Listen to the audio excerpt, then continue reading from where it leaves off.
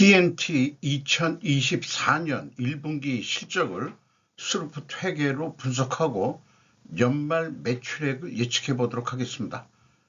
매출은 89%가 증가했고 영업이익은 149.2%가 증가했습니다.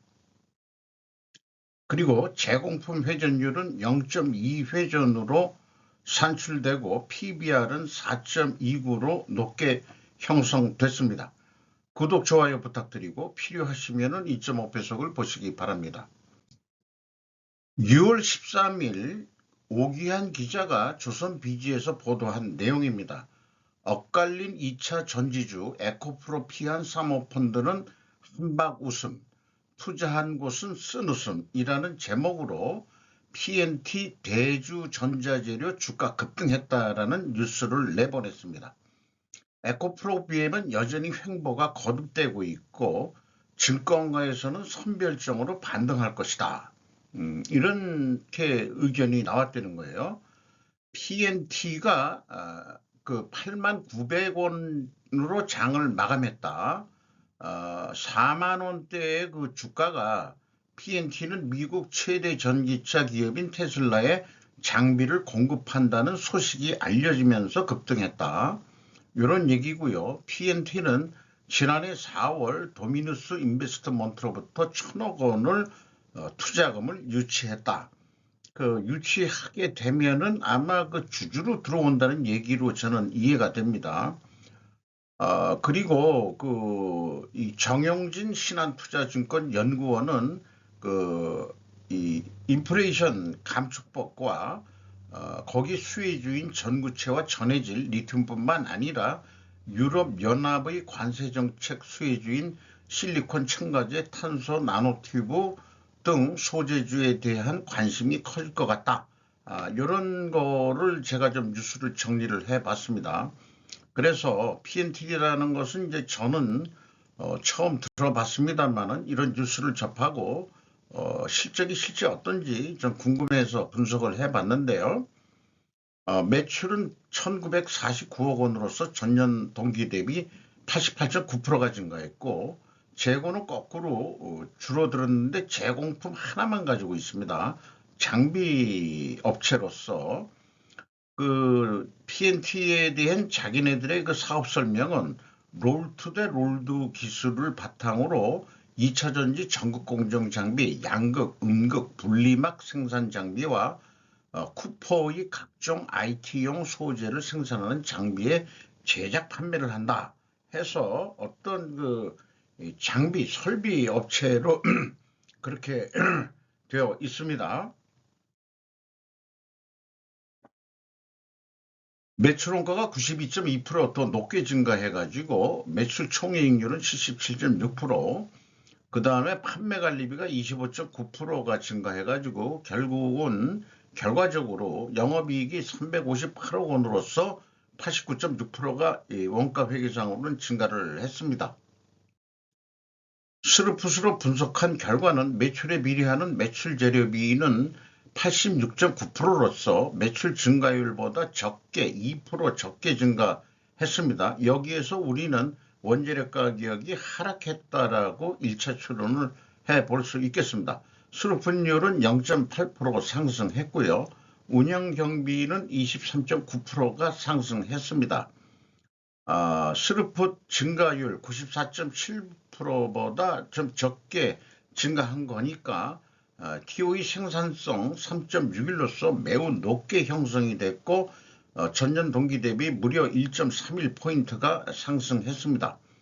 스루풋 영업이익은 366억 원으로서 전년 동기 대비 149.2%가 증가했고 원가 회계 영업이익보다는 7억 5,700만 원이 더 이익이 났는데 이것은 제공품이 감소했기 때문입니다.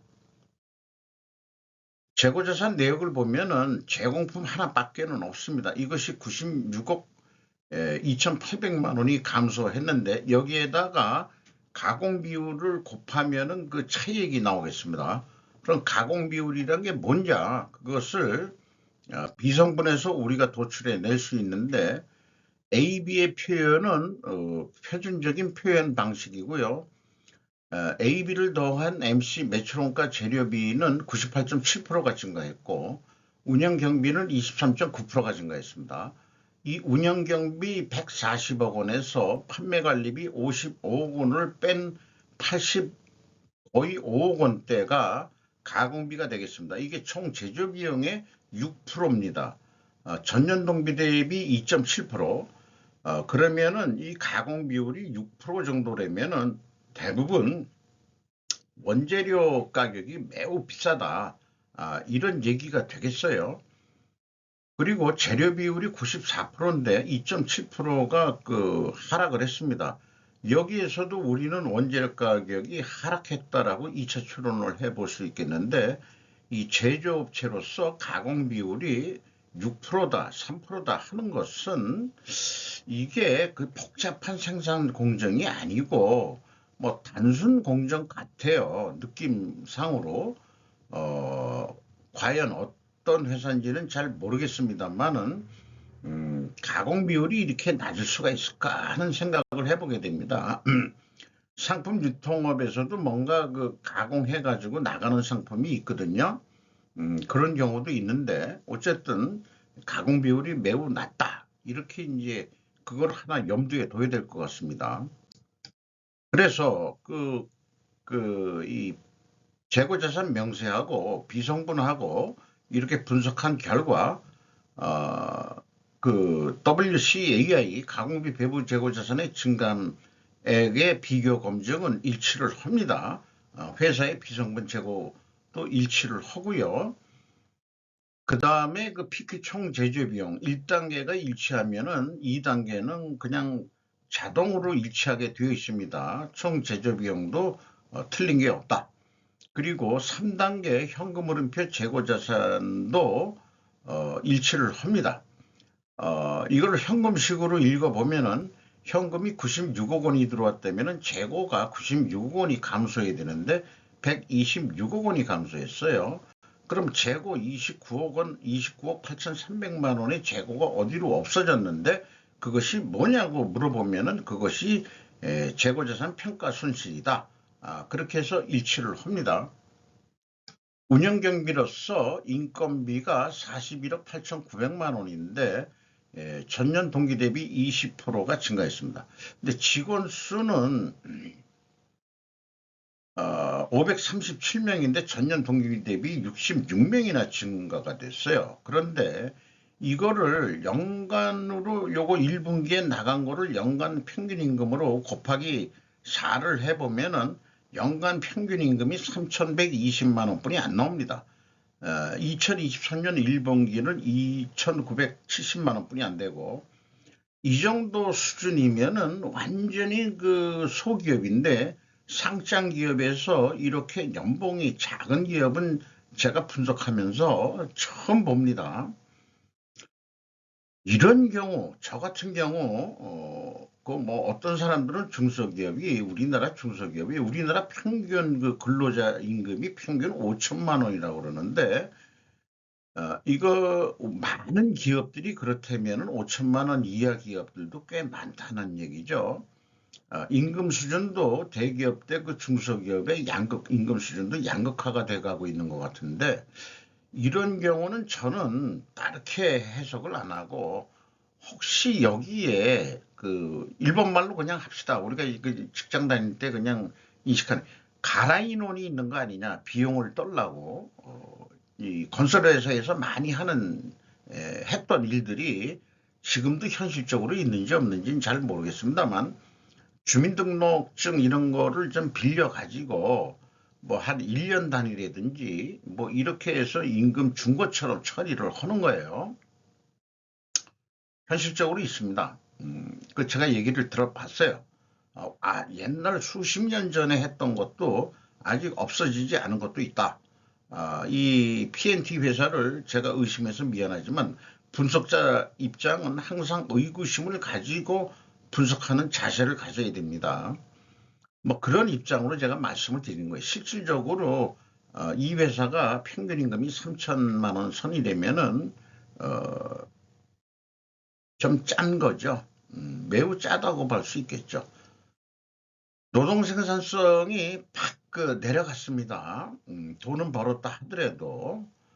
그리고 연구개발비가, 그러니까 이렇게까지 이 57 지수가 나왔는데 31.6으로 직원이 66명 증가하고 임금이 조금 5.2% 올랐다고 노동 생산성이 이렇게 떨어진다고 한다면은, 요거는 노동 생산성이라는 게 이렇게 급변한다는 게 과연 있을 수 있느냐? 저는 그런 생각을 해봐요.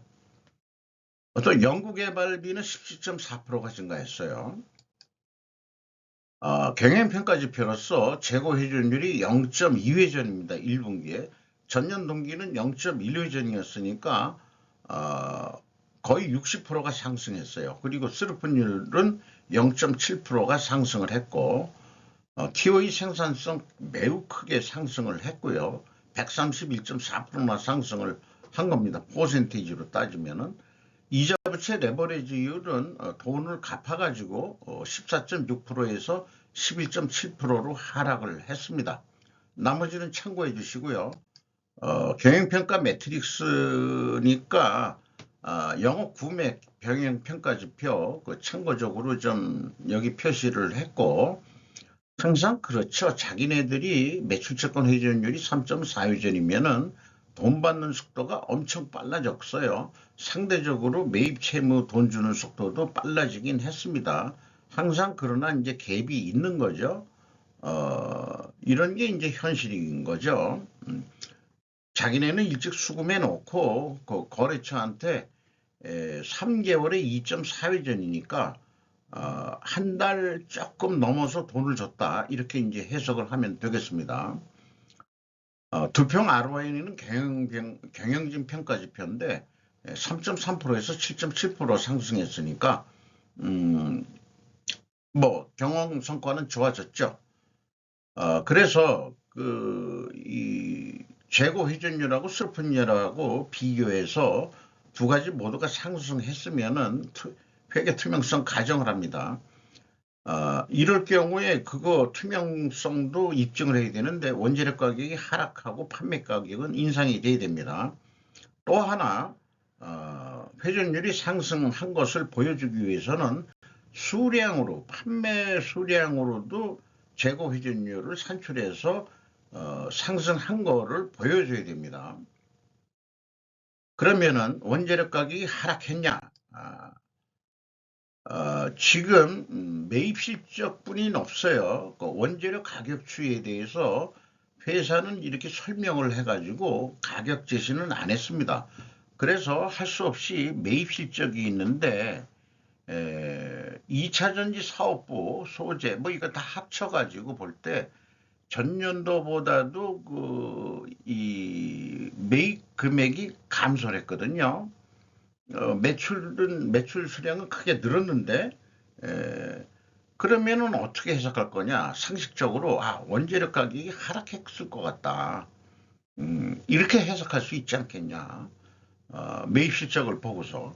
그다음에 제품 가격은 이제 이 장비니까 그래도 이만큼이라도 제시하는 회사가 참 드문데 여기 밑에 표현하면은 가격 공동 추이는 각 사업부의 해당 기간 매출액을 프로젝트 수로 나눈 단순 평균 가격이다. 이렇게 표시했습니다.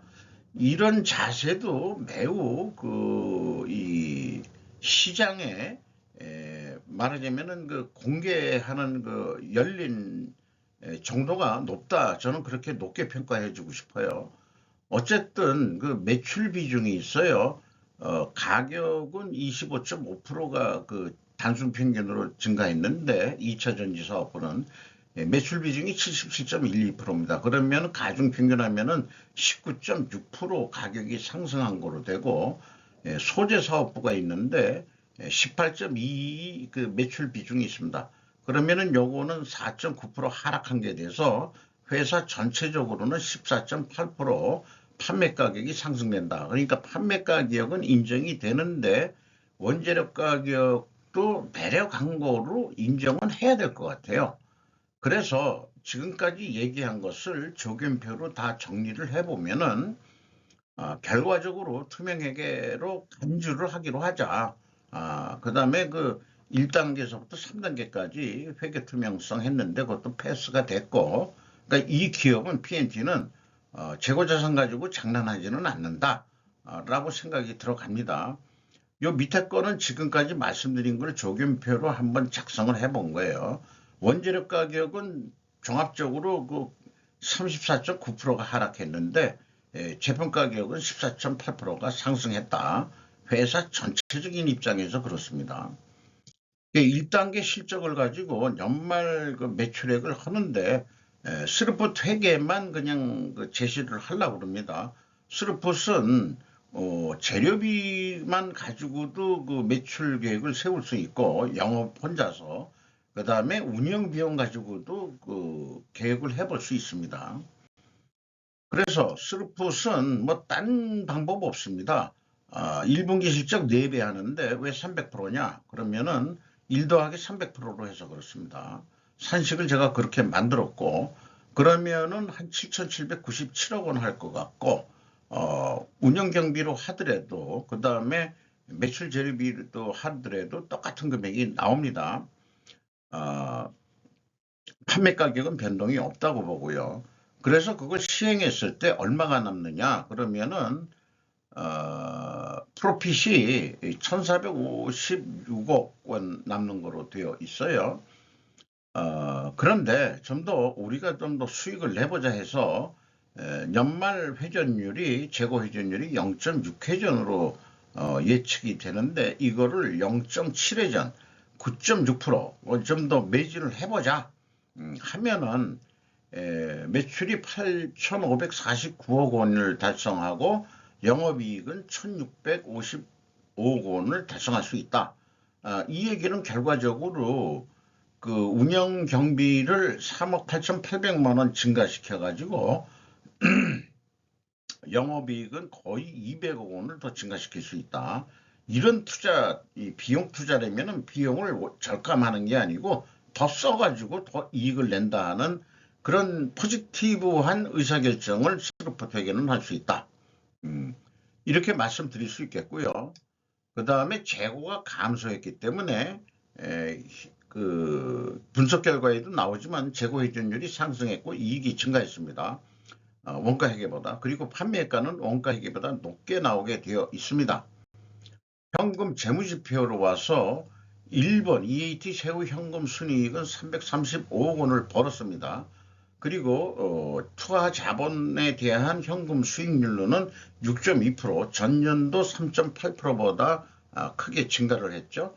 그리고 2번 EMS 그 사업 활동으로 전체 유입된 돈은 724억 원이 들어왔고, 최종 FEM 파이널 온드머니 최종 번 돈은 521억 원을 벌었다. 아니 유입이 됐다.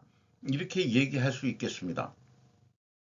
그리고 비유동 자산에 188억 원, 189억 원의 그 비유동 자산에 투자를 했는데 재무상태표를 살펴보면은 종속기업에 이만큼 투자를, 이 똑같은 금액은 아니지만은 크게 160억 정도가 투자가 된 거로 그렇게 나타납니다.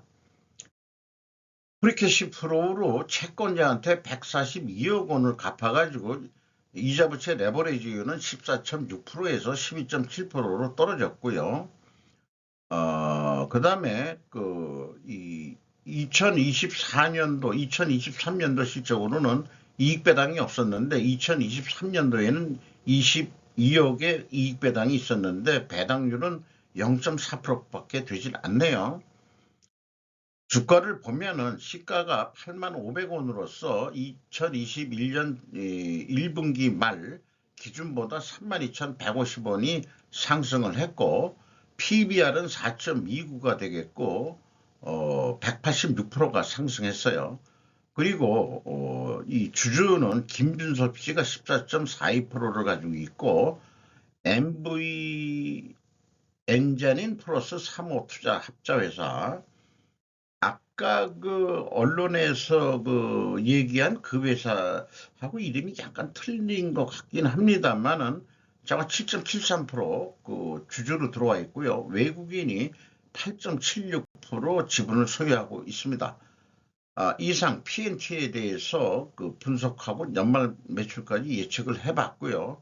나머지 자료들은 한번 읽어봐 주시고 참고를 해주시면 감사하겠습니다. 이상 마치도록 하겠습니다.